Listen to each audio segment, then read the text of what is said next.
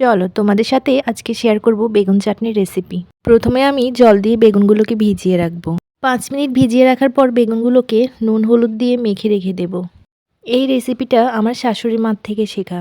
ওনাকে প্রায় দেখতাম গরম ভাতের সাথে খাওয়ার জন্য এই বেগুনের চাটনিটা করতো। এরপর একটা প্যানে পরিমাণ মতো তেল দিয়ে দেব। চেষ্টা করবেন এই ডিশটা একটু কম তেলে করার জন্য, যাতে বেগুনের টেস্টটা ভালো বোঝা যায়। তেলটা গরম হওয়ার পর এক এক করে বেগুনগুলোকে দিয়ে দেব। বেগুনগুলোকে গোল্ডেন ব্রাউন করে ভেজে তুলে নেব।